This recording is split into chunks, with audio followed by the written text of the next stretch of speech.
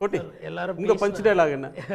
அது எல்லாரும் பேசினாங்க, எல்லா ஆளுமைகளையும் எல்லாரும் ஒரு கருத்து சொன்னாங்க. எனக்கு வந்து இவர் நம்ம தங்கத்தமிழ்ச்செல்வன் அவர் பேசின கருத்தில் நிறைய உடன்பாடு. என்ன காரணம்னா, அவர் நான் தேனியை விட்டு வந்தேன், எல்லாருமே தேனியை விட்டு வந்துட்டாங்க, என் கூட எவ்வளோ பேர் வருவாங்கன்னு ஒரு யதார்த்தமான அரசியல்வாதி. அவர் யதார்த்தத்தை பேசியிருக்கார். அதே மாதிரி கோபி செட்டி படத்தில் அவர் வெற்றி பெறுவார் அப்படின்ற மாதிரி இங்கே பதிவு பண்ணுறாங்க. நான் எப்படி பார்க்குறேன்னா, அவரே தோற்று போகிறாருன்னு நான் பார்க்குறேன்.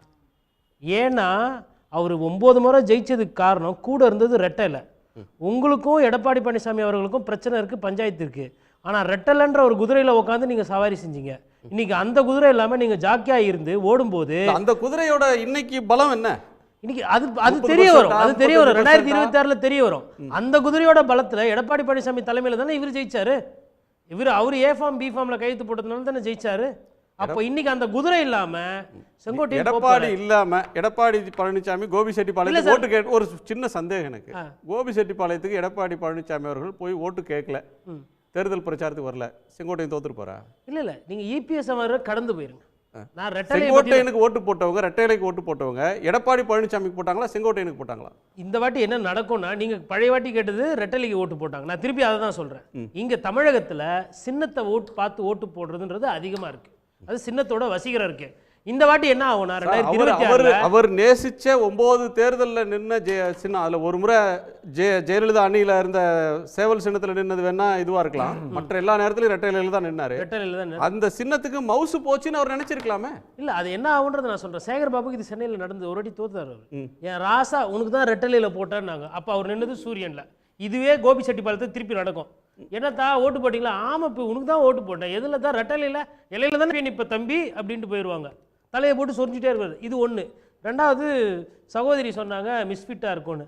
மிஸ்ஃபிட்டை இன்னும் கொஞ்சம் மொழியாக்கம் பண்ணணும்னு நான் நினைக்கிறேன். என்னென்னா, இவர் போவார், ஸ்பீக்கர் போட்டு உங்கள் விஜய் விஜய் விஜய்னு பாட்டு போட்டிகிட்டு இருக்கும். ஸ்பீக்கர் மேலே ஏறி 4 பேர் நிற்பாங்க. அப்போ மைக்கு நீங்கள் செங்கோட்டையன் கிட்ட கொடுத்தீங்கன்னா, கழக தொண்டர்கள் அறிவு கூர்ந்து ஸ்பீக்கரில் ஏற வேண்டாம், இறங்க வேண்டும் அப்படின்வாரு. அப்போ அவங்க தொண்டர்கள் என்ன சொன்னாங்க, ப்ரோ வைப் பண்ணுங்க ப்ரோ, வைப்பு அப்படின்வாங்க. 77 வயசு, அங்கே 17 வயசு, 60 வயசு வித்தியாசம் இருக்குது நடுவில், 1-2 கிடையாது. இதெல்லாம் புரியணும். அப்புறம் அங்கே போய் பக்கத்தில் என்ன ஐயா, நம்ம ஐயா புஷியானந்த் இருக்காரு, ஆல்ரெடி 84ன்னு போட்டு தலையை போட்டு பிச்சுக்கிட்டு இருக்கிறாரு. அவருக்கு நிகரான பதவி வட்டார வழக்குங்க. வட தமிழ்நாட்டுல சொல்லல. இப்போ நான் இப்போ எங்கன்னா சிவி சண்முகம் கிட்ட கடலூர், திருவண்ணாமலை, நீங்க பாண்டிச்சேரி அந்த பகுதியில், விழுப்புரம் பகுதியில் இருக்கக்கூடிய ஒரு வழக்கு. எனக்குமே வட சென்னையில் வந்து வாழைப்பழம் வராது, வாழைப்பழம் தான் வரும். அதை நான் தவறு சொல்லல, நான் ஏத்துக்கிறேன், அதை ரசிக்கிறேன். இதுல என்ன சிக்கல்னா, எங்க தலைவர் இட்னாந்து போறது எம்மா கஷ்டம்னு எனக்கு தான் தெரியுன்ற அந்த தலைவலி இல்லை. அதனால தாவேக்கா இன்னைக்கு போய் இவர் சேர்ந்துட்டாரு, அதனால 3ஆம் பெரிய கட்சியா மாறி ஒரே தேர்தலில் திமுகவையும் வீழ்த்திடும், அண்ணா திமுகவையும் வீழ்த்திடும் அப்படின்னு அந்த பர்செப்ஷன் இருக்கு பாருங்க. அதை வந்து என்னால பத்திரிகையார நான் சொல்றேன், கோபி செட்டிப்பாளையத்தில் அவர் ஜெயிக்கிறதே சிரமம், அவர் ஜெயிக்கிறதே கஷ்டம். என்ன காரணம்னா, சின்னன்றது அங்க ஊறி போயிருக்கு. உங்களுக்கு ஒருவேளை இவர் திமுகல போய் நிக்கிறாரு அப்படின்னா, எப்படி ஈரோடு முத்துசாமி அவர்கள் வந்தாரு, அதுக்கப்புறம் இப்போ இவர் தேனியில் இவர் போய் நின்னாரு, தங்கத்தமிழ் செல்வன் உதயசூரியன் நின்று ஜெயிக்கிறாங்கன்னா அது வேற. இன்னமும் இங்க வந்து திராவிட அரசியல்ல திமுக வர்சஸ் அதிமுக, அதிமுக திமுக தான் இருக்கு. இதுல மாற்று கருத்து கிடையாது எனக்கு. நீங்க சொல்றத இதயா வந்து ஒரு மாற்று பார்வை முன்னாடி முன் வச்சாரு. நீங்க சொல்ற பார்வையில இருந்து மாறி விஜய் இந்த டைனமிக்ஸை மாற்ற விரும்புறாரு. தேர்தல் வந்து திமுகவுக்கும் தாவேகாவுக்கும் சொல்லி பேசுறதன் மூலமா ஏடிஎம்கேவை ஒரு பொருட்டா அவர் கருதல, ஏடிஎம்கேவை வீக்கன் பண்ணிட்டு இருக்கிறார், அதனுடைய தலைவர்களை இழுக்கிறதும் கூட அதனுடைய ஒரு உத்தி அப்படின்னு சொல்றாரு. சரி, வீக்கன் பண்றாரு, ரைட்டு. கடைசியில் சிபிஐ கிட்ட தானே வழக்கு இருக்கு. கரூர் சம்பவத்துக்கு பிறகு என்ன நான் என்ன கேட்குறேன்னா, கடைசியாக செங்கோட்டையன் பார்த்த பெரிய தலைவர் யாரு? அமித்ஷா. அவர் ஒருவேளை அமித்ஷாவோட ஸ்லீப்பர் செல்லாக இருந்தால் இன்னைக்கு தாவேகால நடக்கிறதெல்லாம் பூரா வெளில போவோம்ல.